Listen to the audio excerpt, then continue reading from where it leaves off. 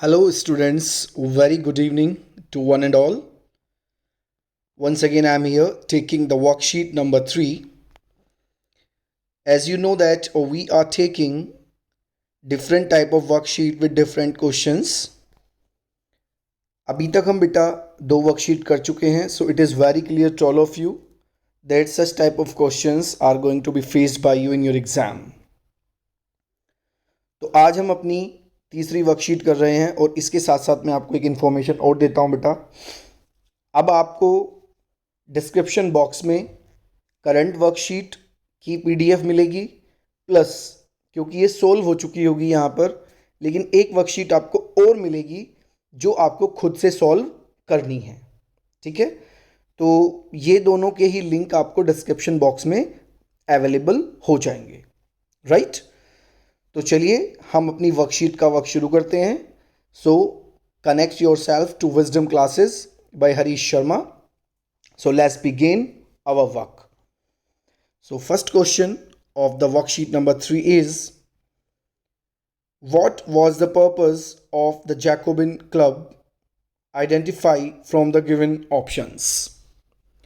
Option number A, to speak against France. Option number B, to hold activities and campaigns. Option number C, to socialize among different races. And option number D, they worked for war strategies. बताइए इसका answer क्या होगा according to these answer. बहुत सारे थे उनके बेटा, उनके पर्पस बहुत सारे थे, लेकिन अकॉर्डिंग टू दीज ऑप्शंस क्या आंसर होगा. तो चलिए बेटा हम चलते हैं ऑप्शन नंबर बी के साथ. राइट, तो इसका आंसर हो जाएगा ऑप्शन नंबर बी. ओके, इसी के साथ चलते हैं हम बेटा नेक्स्ट क्वेश्चन पे. नेक्स्ट क्वेश्चन है हमारा question number 2. In which of the following states black soil is found? Rajasthan, Jharkhand, Gujarat, Jammu and Kashmir. तो बताइए ब्लैक सॉइल कहां पर मिलती है. थोड़ा सा सोचिए कहां पर ब्लैक सॉइल मिलती है.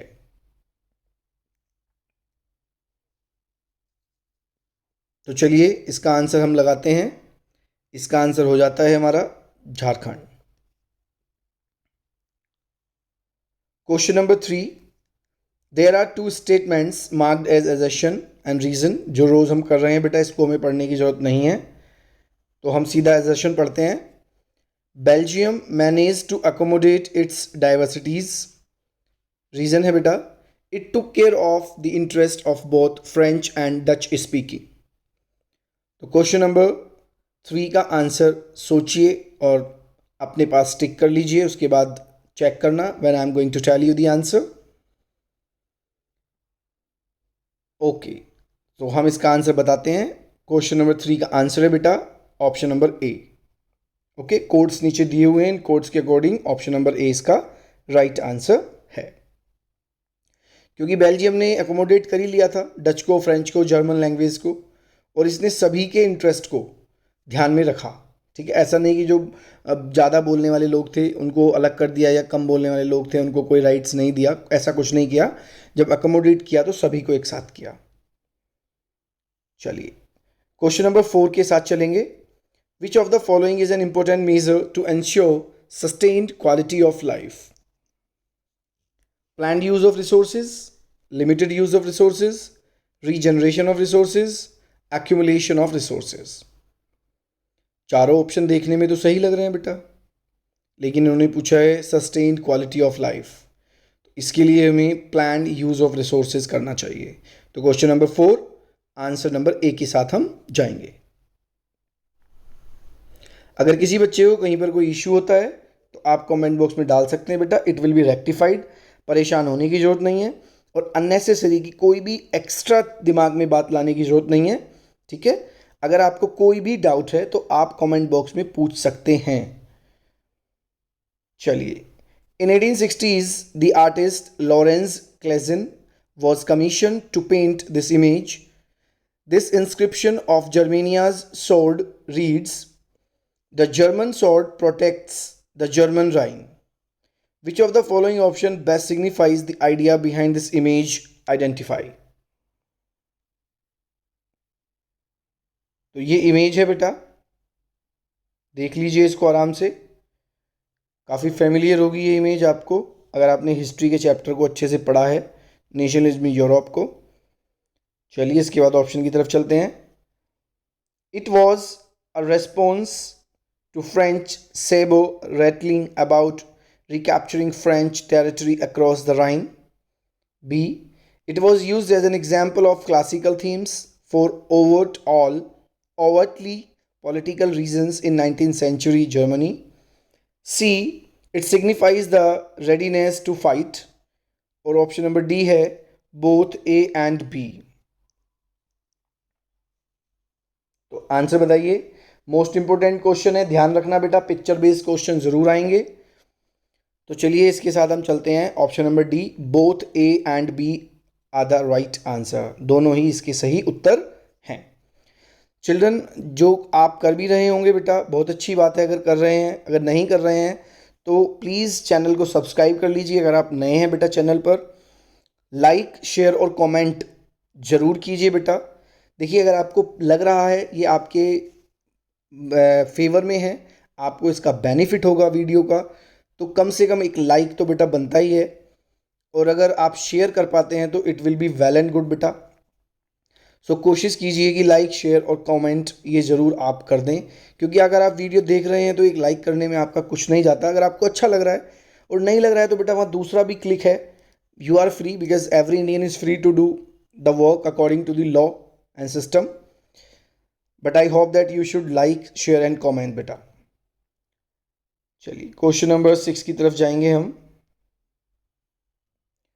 Identify the administrative body of Indian federal system with the help of the following information है, it is a forum to discuss local governance and development.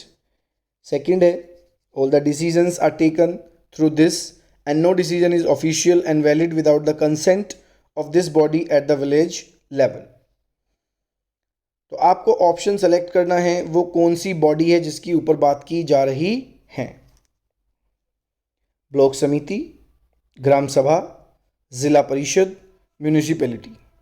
ये भी क्लियर कर दूं बेटा, नाम देख लीजिए ध्यान से और लिख लीजिए। बोर्ड एग्जाम में इनमें से कोई एक क्वेश्चन आपको रखा हुआ मिलेगा, किसी एक के बारे में अच्छे से, चाहे 3 नंबर में पूछे चाहे 5 नंबर में, definitely examiner is going to ask to all of you, so be ready for this. तो ये तो हुई दूसरी बात। पहली बात ये है कि इसका आंसर बताइए। आंसर हो जाता है क्वेश्चन नंबर 6 का बी। डियर चिल्ड्रन, आप ध्यान से और थोड़ा प्यार से इस वीडियो को देख लेना बेटा। पीछे भी बहुत सारी वीडियोस हैं, बहुत सारे बच्चों ने देखा भी है। आप जब एग्ज़ाम देकर आएँ एक बार मैच कर लेना आंसर्स के साथ, जो हम आंसर्स इनमें क्वेश्चंस कर रहे हैं। You will be very happy कि आपने टाइम से इन वीडियोज़ को देख लिया। तो चलिए फिल इन द ब्लैंक्स में एक तरफ सब्जेक्ट दिया हुआ है, एक तरफ लिस्ट दी हुई है। तो पुलिस स्टेट लिस्ट में आती है, तो एजुकेशन किस लिस्ट में आती है? Concurrent, union list, state list, none of these. तो ऐसा तो हो ही नहीं सकता क्योंकि एजुकेशन एक बहुत बड़ा सब्जेक्ट है। तो फोर्थ ऑप्शन तो गायब। स्टेट में आ नहीं सकती क्योंकि एजुकेशन सिर्फ स्टेट का खेल नहीं है।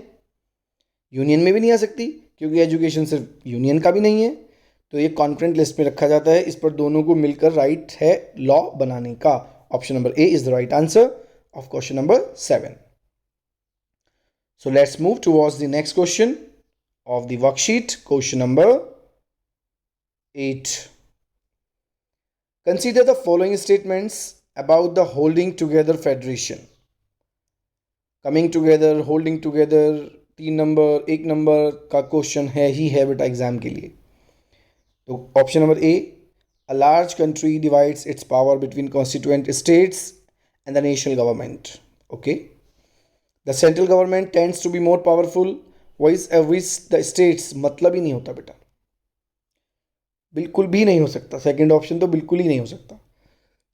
Third, the central government and the state always seems to have equal powers. Okay. लेकिन मैंने कह दिया कि सेकंड ऑप्शन नहीं हो सकता, तो अब बच्चे सोच रहे होंगे कि अरे ये कैसे हो गया, ये तो हमने सोचा था। बेटा ये कभी कभी ऐसा चलता है जिससे आपका थोड़ा सा माइंड बॉगलिंग करने लग जाए। ठीक है। अदरवाइज़ एक तरह से ही वीडियो अगर चलती रही तो थोड़ी देर बाद ही आप बोर हो जाएंगे, इसलिए मैंने बीच में बोल दिया अपना दिमाग लगाइए। सेकेंड ऑप्शन भी हो सकता है, the central government and the state always seem to have equal powers.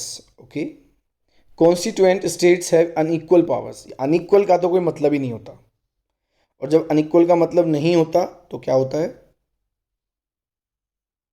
सोच लिया आप लोगों ने। अब सही आंसर आपको बताना है। फोर्थ भी हो सकता है, फर्स्ट भी हो सकता है, थर्ड भी हो सकता है, जो मैंने दोनों को कहा है वो भी ज़रूर हो सकते हैं। तो अब आप ही को सोचना है बेटा। तो चलिए हम ऑप्शन नंबर सी के साथ जाएंगे, मतलब फर्स्ट, सेकंड और फोर्थ एकदम सही आंसर है, और जिसको मैंने कुछ नहीं बोला था वो बिल्कुल गलत है। तो option number C is the right answer.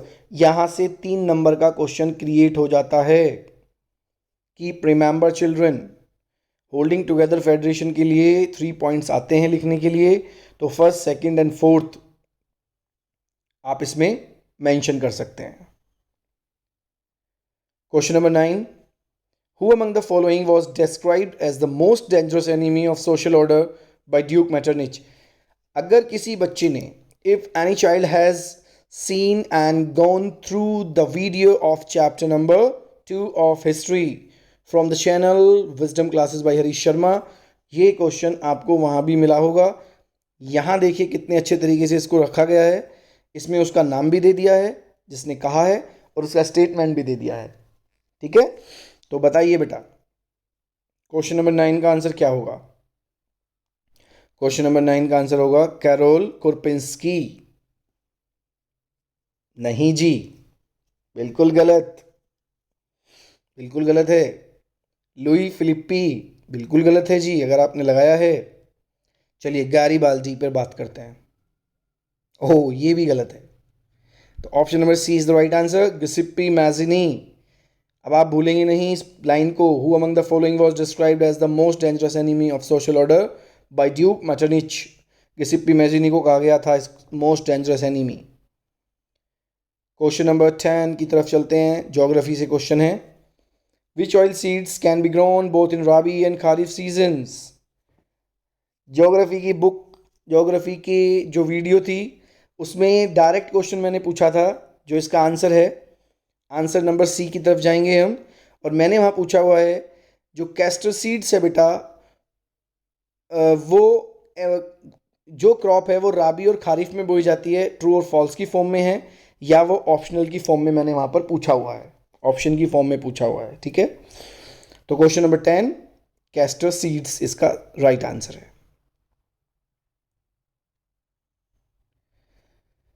Question number 11. Arrange the following events in a chronological order. Integration of Italy, Greek struggle for independence initiated, unification of Germany, agreement of Vienna peace settlement. अब बेटा आप एक चीज़ note कीजिए, जिस बच्चे को इन चारों questions के बारे में अलग से पता होगा उनके लिए ये क्वेश्चन सबसे ईजी हो जाता है। मैंने वहाँ पर आपको एमसीक्यूज फॉर्म में दिए हुए हैं चैप्टर वाइज, अगर किसी बच्चे ने उनको वहाँ पढ़ा हुआ होगा तो यहाँ उसको इनको अरेंज करने में कोई दिक्कत नहीं आएगी। तो अगर हम अरेंज करते हैं तो सबसे पहले आएगा agreement of Vienna peace settlement, फिर आएगा Greek struggle for independence initiated, फिर आएगा इंटीग्रेशन ऑफ इटली, और फिर आएगा यूनिफिकेशन ऑफ जर्मनी। तो इसके साथ हम जाएंगे option number D. Question number 11, option number D is the right answer. So dear children, we are moving to question number 12. How would you calculate body mass index? क्या बात है, रट गया होगा। जो भी बच्चा पर्टिकुलर एंड डेली वीडियोस देख रहा है उसको ये क्वेश्चंस रट जाएंगे, मींस उसके लिए 20 मार्क्स मात्र 5 मिनट्स के होंगे।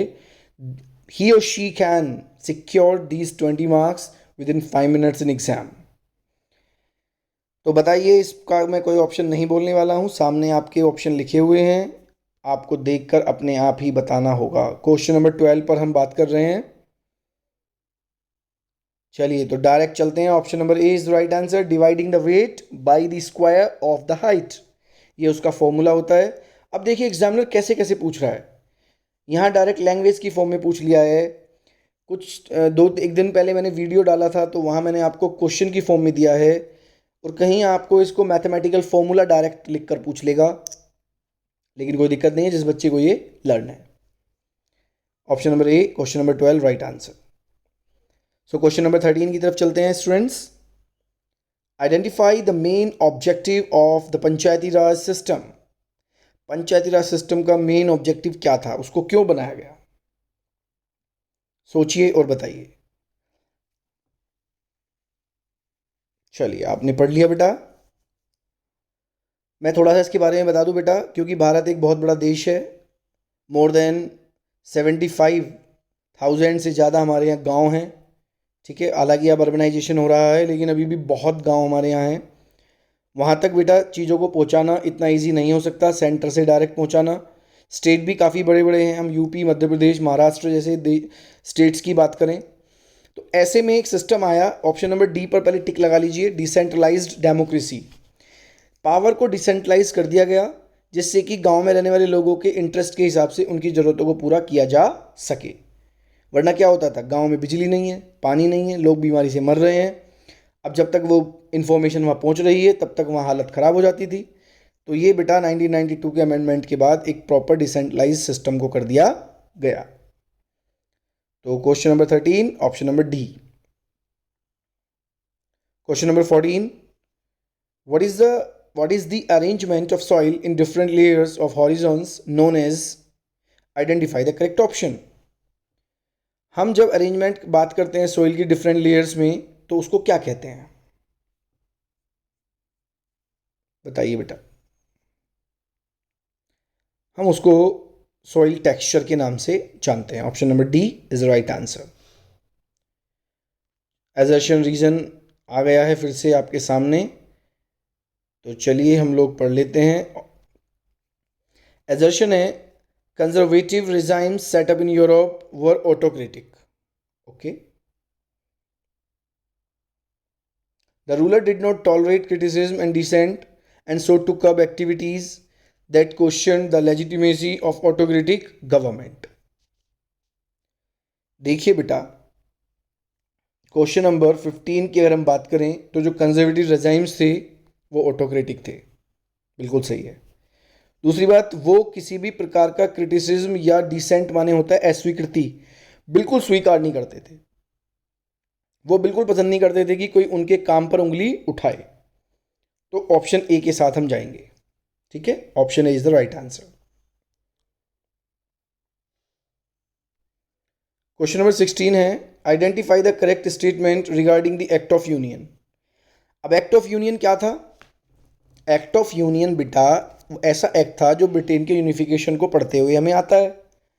मतलब ये उस समय का एक्ट है जब स्कॉटलैंड को इंग्लैंड में मिलाया गया था। ये उस समय का एक्ट है जब इसको 1707 में इसको साइन किया गया था। समझ रहे हैं आप? तो कुछ तो मजा आ गया। मतलब पहला और दूसरा ऑप्शन तो बिल्कुल ठीक हो गए। It's resulted the establishment of democracy in Scotland, मतलब ही नहीं होता बेटा। डेमोक्रेसी तो खुद ही इंग्लैंड में मिला है, ब्रिटेन में मिलाया जाकर।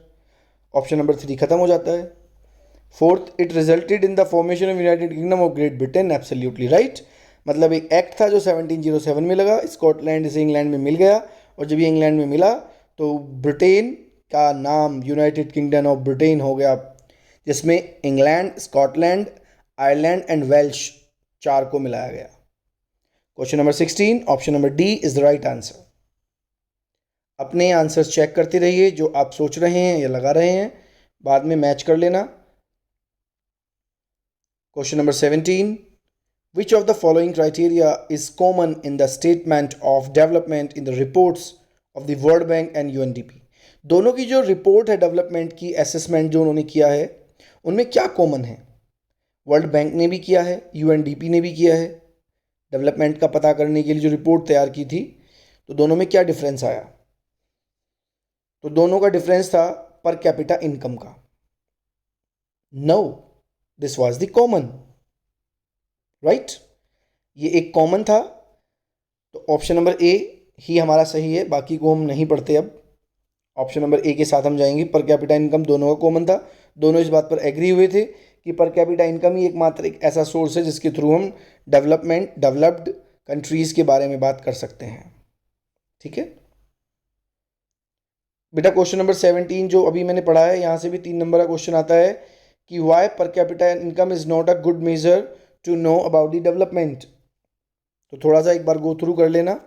यहाँ पर पॉपुलेशन को लेकर एक मैटर आएगा, एक आएगा क्राइटेरियाज एरियाज को लेकर एक मैटर आएगा, ठीक है, रिसोर्सेज को लेकर एक मैटर आएगा, क्योंकि सबके अलग अलग होते हैं। लेकिन पर कैपिटा इनकम में क्या होता है, हम इंडिविजुअल की निकालते हैं, लेकिन इंडिविजुअल इंसान को उतना पैसा नहीं मिलता जितना सरकार अपने कैलकुलेशन के हिसाब से मान लेती है। तो इसको भी एक ऑथेंटिक सिस्टम नहीं माना गया, बट इसके अलावा कोई और है भी नहीं, इसीलिए इससे डेवलपमेंट को मेजर किया जाता है।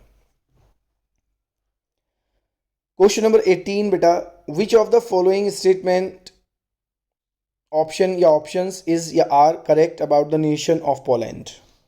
चलिए बताइए कौन सा ठीक है अगर पोलैंड नेशन के बारे में हम बात करें। आप इनको पढ़ लीजिए पहले अपने आप, ठीक है, और उसके बाद हम सीधा आंसर की बात करेंगे। क्वेश्चन नंबर 18 पे हम जाएंगे बेटा, option number B, both 1 and 2, both 1 and 2 right answer, ठीक है। क्वेश्चन नंबर 19 की तरफ चलेंगे बेटा अभी हम।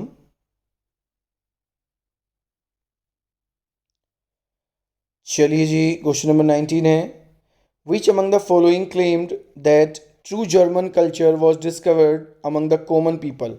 बहुत डीप क्वेश्चंस हैं, थोड़ा सा कंसंट्रेशन के साथ आप इनको सुनिए और समझिए बेटा। Which among the following claim that true German culture was discovered among the common people. ये एक स्टेटमेंट टाइप ही मानकर चलिए। किसने क्लेम किया था कि ट्रू जर्मन कल्चर को कॉमन पीपल में से ही डिस्कवर किया जा सकता है?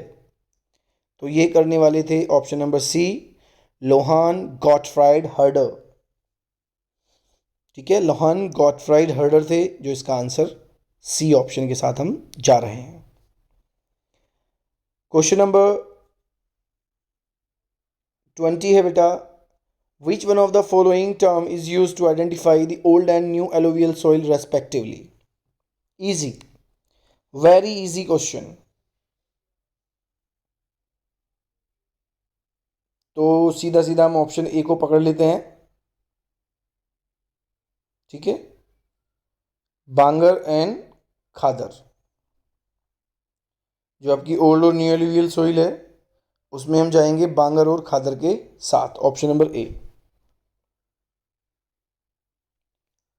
चलिए बेटा, इसमें हम बात कर लेते हैं अब 21, ओके, 21 की बात कर लेते हैं। विच of the following option defines the exclusive economic zone. Exclusive economic zone कौन सा डिफाइन करता है?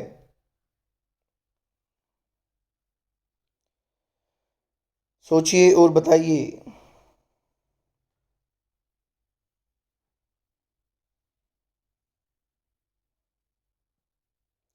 एक्सक्लूसिव इकोनॉमिक जोन की बात कर रहे हैं हम।